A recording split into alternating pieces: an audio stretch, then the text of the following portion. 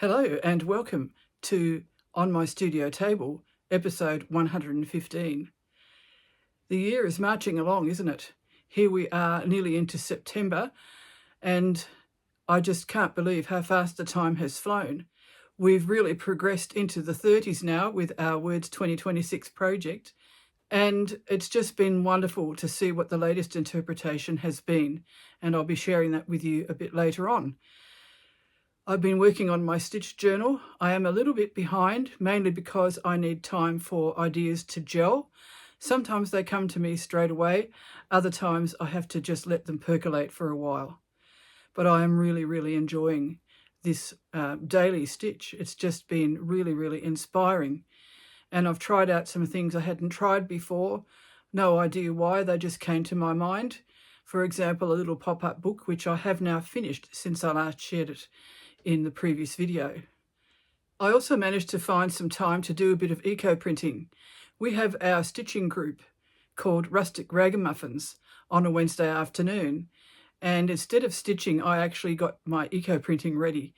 I had already prepared the papers and folded them because I want to make them into books, and while we were chatting and everyone else was stitching, I was putting leaves in between papers, dipping them into tea and getting a pot of onion skins going. But of course the purpose is stitch in the end, so it is still connected. I will share the papers with you. I had some really interesting results. I had only 3 bundles, but I ended up with over 50 papers, so that's a very useful quantity, and just 1 pan. I've also started a new journal by making the cover. I've been thinking that my current stitch journal might get very full and I might need to do a second journal. I have done that before when I've participated in a year-long project, and that really worked well. I just had part 1 and part 2. So I'll share how far I've got on the new cover for that. And some of the papers that I've printed might go into this, although I think they'll probably be more for separate little books that I'll offer for sale. I just love bookbinding and any kind of book structure, and one of the things that I've been looking at is also sculptural types of book structures. I have done some before, and I really think I would like to develop that a bit further using my eco-printed papers, but also some of my gel printed papers. I haven't done any more gel printing, but I have finished the stitching on the second tree piece that I was working on. So that had a gel printed background, and then I collaged it with eco-printed paper and also stitched it. Another thing that has been so beautiful around my home here in northeastern Tasmania is the wattle. This is Acacia meansii, and the blossoms are absolutely stunning. When you look into the distance, you see the beautiful golden yellow of their blossoms, and we also have some near the house. And I just thought I would share that with you. It's a bit like extra sunlight. It's just so beautiful. We call it a black wattle, but it is actually a type of acacia. I've also used some of it to do some printing on the papers that I did yesterday, and you'll see that when I share the papers with you. I've been talking about the art shed lately too, and even though there's not any more to see, there's been a lot of behind the scenes work going on. For example, Ian had someone come over yesterday to have a chat about the trusses, which will go under the roof and on top of the walls in the art shed. So there's a lot going on, even though we can't really see any more yet, but the footings are there, and that's just a wonderful start. I've actually taken a few photos around my current studio to share with you. It is very small. It's a small bedroom. In fact, you would just about fit a double bed. Whether you could fit a queen bed in there, I'm not sure. So it's not a big room. I have cupboards and shelves on 3 sides apart from the doorway, and then the 4th wall is the window. But I even have a little stack of things next to the window and under the window, and also under the table. So it will be really nice to have more elbow room. However, having said that, the table that I have in here has really been my happy place. So it might not be very big, but it's certainly been a place where I enjoy creating.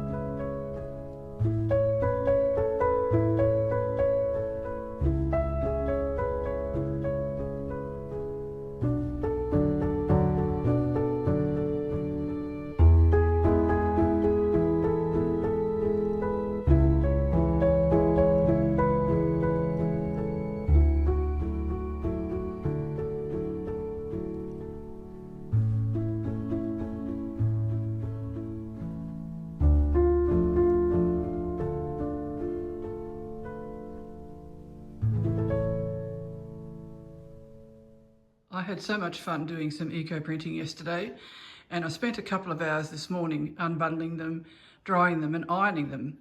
I just put them on the floor near the fire to dry. And I used corrugated cardboard to clamp the outsides of the bundles. And the corrugated cardboard that I used actually has 5 layers in it, which is absolutely amazing. This is the middle layer, and this is fairly flat. You can see the marks from the corrugations of the other pieces, but the papers themselves in the middle are quite flat. So I actually ironed these and I will use them as book pages. Also for collage, for example, in my stitch journal. This is one side of the cardboard. It was actually packaging from some pillowcases that we bought a while ago, and it was white on the outside. It was only brown on the inside layers. And you can see the rusty clamps that I used to hold the bundles together. And it's almost like they've been photographed, or maybe the paper was photosensitive. And it's just the way they've made a resist kind of thing on the cardboard on the outside of the bundles. I just find that really interesting. Then when I come around the side of the table, these are recycled paper bags. So a few different kinds. Brown ones that have red on the other side from a bookshop in Launceston. The one on the right is from a bag that was white on the outside and brown on the inside. So if I turn it over, I'll show you the different colour. But that has also printed. And it's just interesting the way you can get different effects on each side. So these are the 2 that I think are red on the other side. Yes, you can see that. And that actually can make a good background for collaging or stitching as well. I used quite a few rusty objects, mainly washers. I also used the wattle blossoms, the ones that hadn't fully opened. And you can see this on this recycled envelope here. That's actually the wattle blossom that's printed there. And the leaves look a bit like ferns. This is actual bracken fern, but some of the other leaves you see are actually wattle or acacia leaves. This is 2 sides of an envelope, and it was white, and it really printed well. I'm really happy with those. You can see eucalyptus leaves and bracken fern, and of course the rusty objects. These are coffee filters. Someone gave me a box of unused coffee filters, and they are the brown paper kind. And here you can see again the wattle blossom has printed, and eucalyptus leaves, and on this one as well. And I actually folded them in 3 when I put them in the bundle, and I think that could make an interesting page insert in a book or a journal. These are also reversible, which is great when you're doing pages. You can see both sides, and they're both interesting. On this side is the only new paper that I've used in this batch. These are Cardi paper sheets. I always love working with Cardi paper. It's made out of cotton rag, and it always gives you nice results. The other thing I like about stacking them in bundles of different sizes is you get these edges here. So that's the edge of another folded sheet of paper or card that was on top of it. So it almost looks like the page is there. There's it at the top as well. But it's just the print of the edge of the page. Some more rusty washers as well. This is the side of the corrugated cardboard, the packaging from the pillowcases, that was on the inside of the bundle. And I had leaves on that, and then put the papers stacked on top, and then another piece of cardboard on top of that. So both ends printed the ones that were facing into the bundle. And because I had 3 bundles, there are 6 of these. And there's quite a greenish tinge. It could be to do with the composition of the paper on the outside of the corrugated cardboard, which, as I said, was white. Or it could be because of the iron from all the rusty objects that I used and the rusty clamps. The pan is aluminium, so that adds its own element to the water. and I put onion skins in the pan, so that also gives a yellowish tinge to some of these. These papers are file folders or manila folders. They are kind of a buff colour originally, and I've been cutting them up to use for various things, and they do Ecoprint really, really well.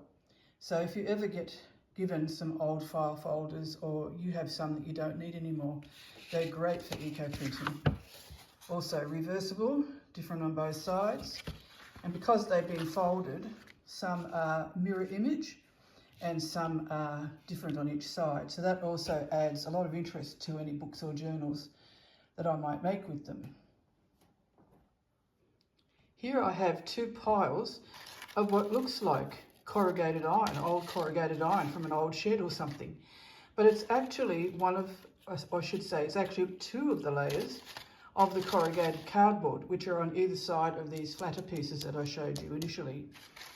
And I just love them. It just looks like a pile of a dismantled shed, or a shed that's been taken apart. And I'm still not sure what I'm going to do with them. I shared in my last batch of Ecoprinting, I think, that I had a stack of these. And I haven't ironed them because I really love them as they are. So hopefully an idea will come to me at some point. Instead of tying up the bundles with string, I used some sari ribbon. And the sari ribbon has turned out a really interesting colour. They've been washed. They were very dark when I first undid them from the bundles, but I rinsed a lot of the colour off. And it's a kind of a bronze colour, so you can see hints of green and sort of a golden brown, and maybe even a little bit of yellow there. And I think that's the combination of onion skins and iron and whatever was in the paper, like the leaves and even the paper composition. These are all the rusty bits and pieces that I've used. These clamps have been used a lot, so they're getting quite rusty, which is great. There are some of my washers and a couple of rusty bottle caps. And the other day, when I was showing some friends over the Art Shed site, I found this. This is fencing wire that's been mended. So Ian took down some old fences last year, but obviously a wire had broken. So on each end of this, another piece of wire has been twisted and looped to hold it together and then to continue along the fence line. And the more I use it, the more rusty it will get. So it hasn't done wonderful imprints on the paper, but it has done a kind of a resist. I'll just show you and move along here. So there's the paper, and there's the other piece of paper that was next to it. These are from the corrugated cardboard. I put an extra layer inside that bundle, I think. So still interesting marks, although they're not terribly clear at the moment, but I'll keep using it and see if I can get it to rust a bit more. So that's a whole table full of over 50 pieces of paper, and I will share with you what I make with them when the time comes, which I think will be quite soon.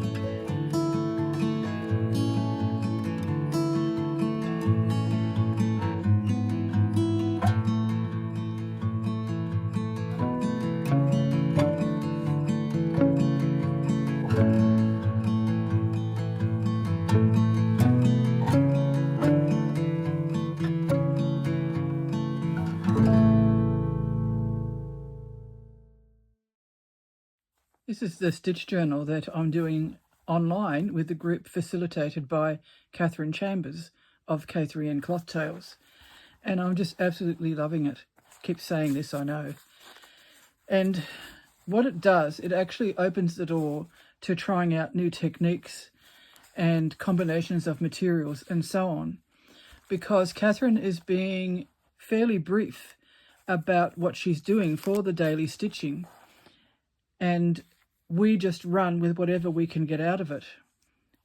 She usually has a quote, which I've mentioned before, and I just choose one word to inspire what I'm going to do on that day.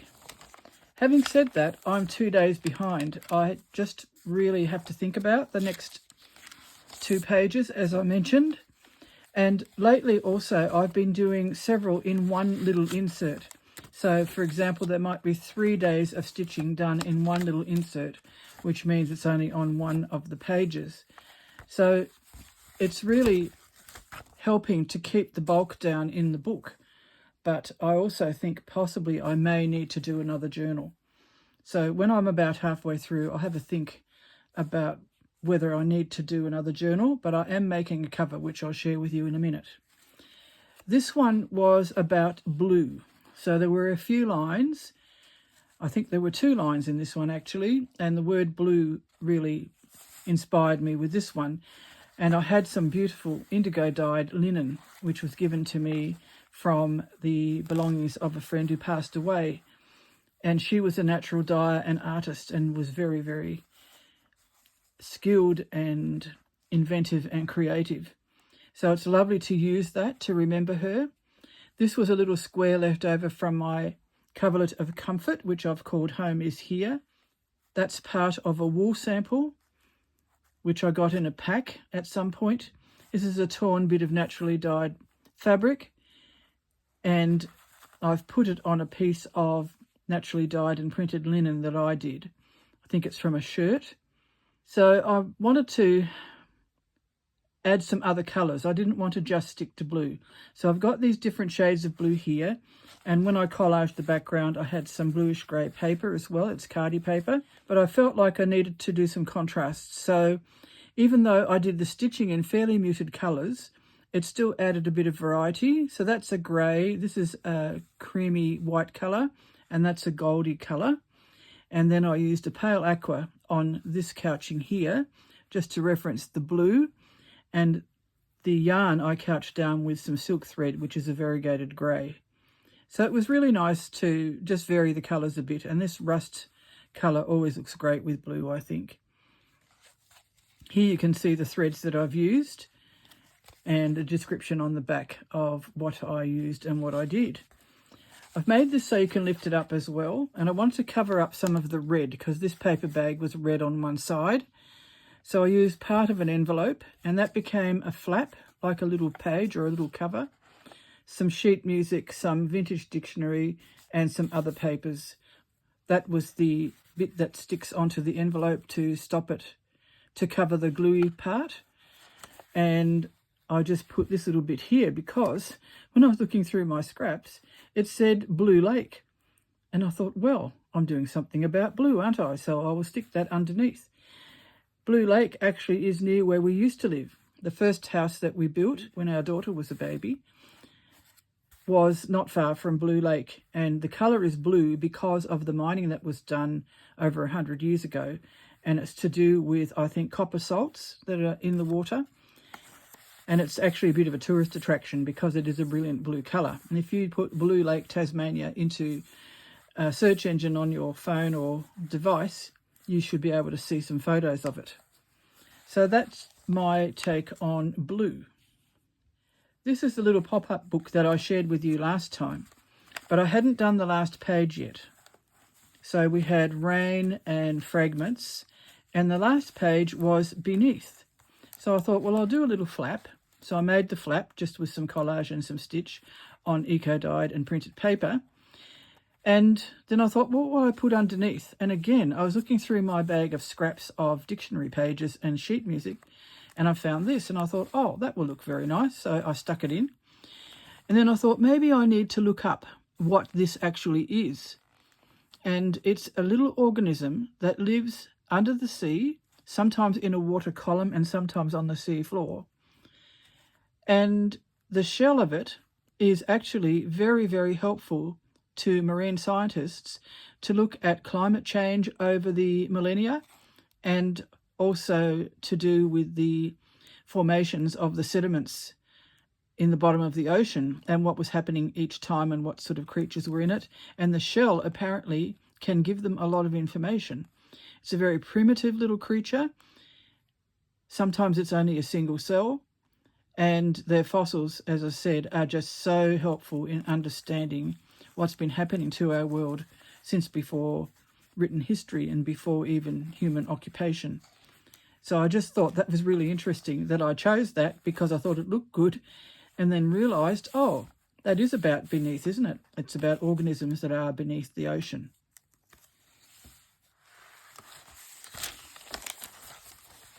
I keep looking through. I do love these papers. Most of them were rusted and tea-dyed or eco-printed, and lots of different recycled papers. I do like to use recycled papers. This is another one that covers 3 full days of daily stitch. So it's found, past and captive. I just made a cover because I wanted to make something, and it was too early to get the next page prompt. So I thought, well, I'll just make a cover for it. So that's what I did. Then the next part is to do with found. So I put a found bread tag, which is from the bread that we eat, but it's a cardboard bread tag. They are just things that I have that I've found and kept, including what someone else sent to me. Then some eco-printed papers under that, of course, and some stitching. And this is another one of the squares left over from my coverlet of comfort. This one actually references an ancestor of my husband, Ian.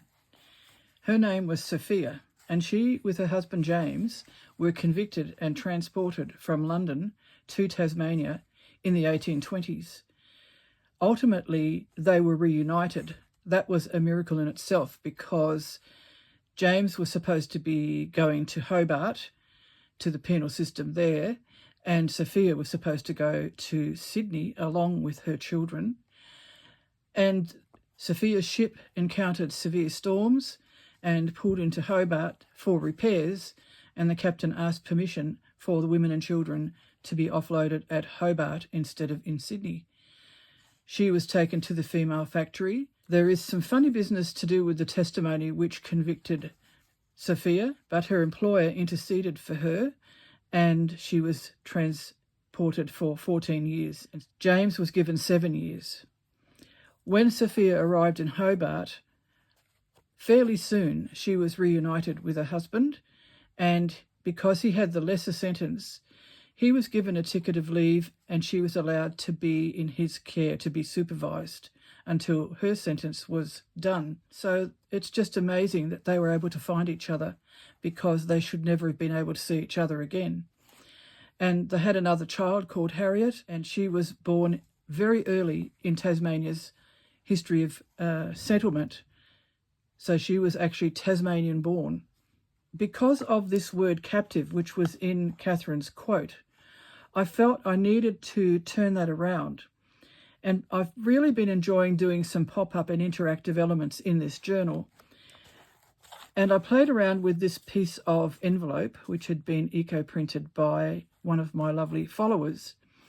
I've used parts of it in other sections as well. And I played with it, and I ended up doing a kind of interactive thing where you could pull gently to release this, and the whole thing comes undone. So I just thought, in a kind of an active way, we're going for freedom rather than captivity. The sad thing about Sophia and James's children was that they tried to get their children out of the orphan school and were denied. And I read some history about the orphan school, and some of the people that were supervising it actually sold off the food that was meant for the children and the firewood to keep them warm. So it was only when it was reported that they were held liable and the children were actually fed properly and kept somewhat warmer. They never ever got their children back, except when they were old enough to leave, and the boys went their own way and never returned home. So it was a tragic time. And when I think about Sophia and James's life in London, they lived in one room in a slum with their children. They were both working, She was a cleaner in a ladies' dance academy, and James worked as a bartender, and they still didn't earn enough to be able to improve the living conditions. And so I'm not saying theft is excusable, not by any means, but you can understand it, and I think that's where I'm coming from.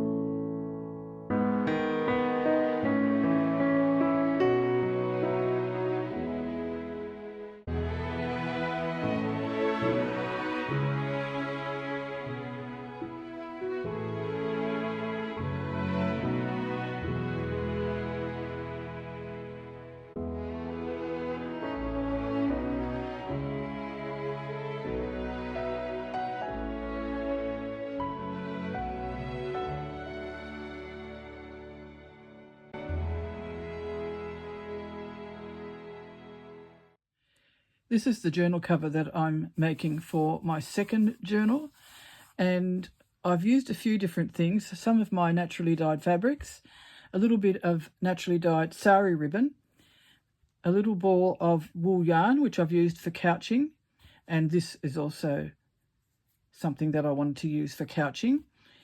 And then these pearl cottons, and I think I used a couple more as well.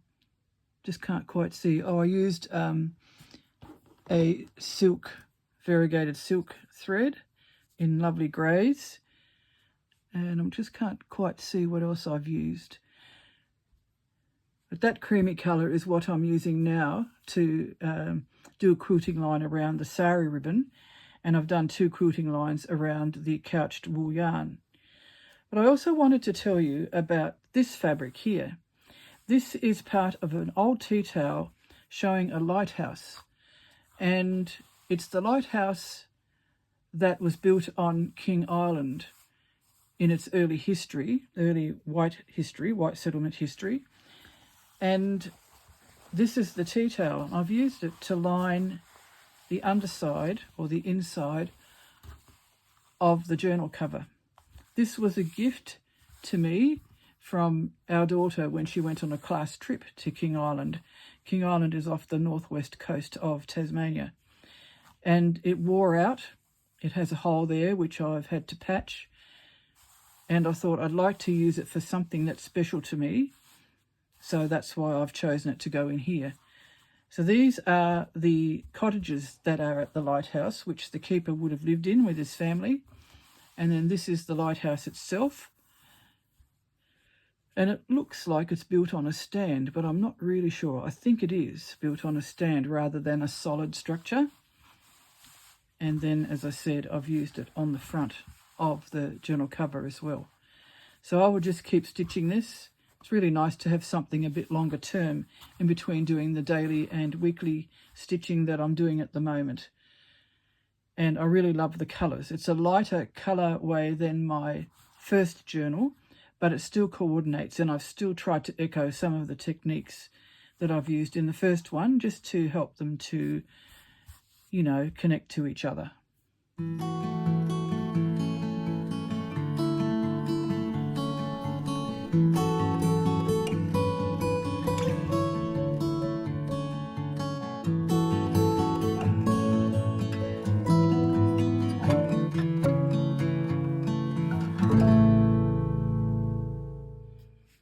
This is my square for last week's word for Words 2026, and the word that I pulled out of the pot was misty.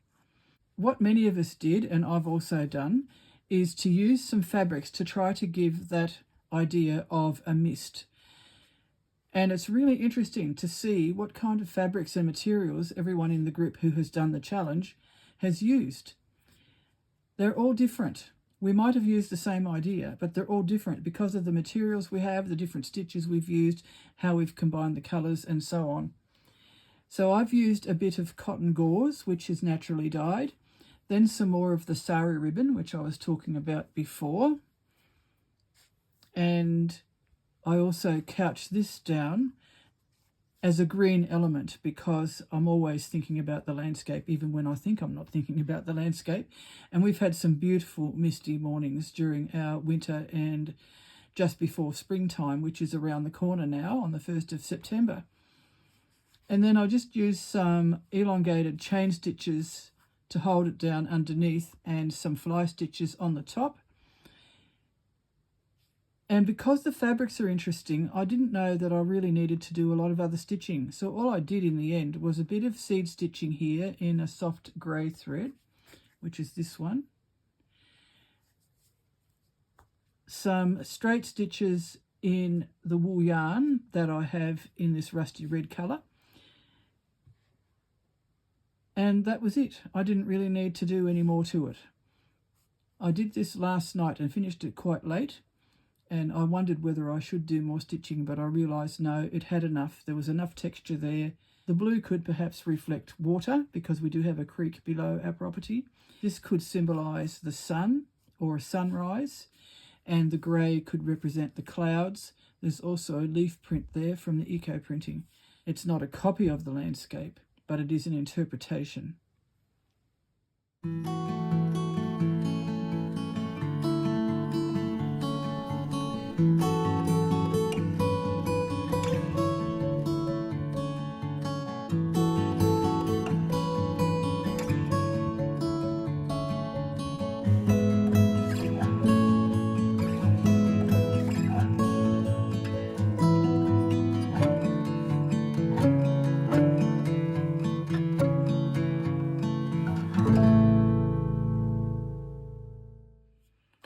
I wonder what the next word is going to be.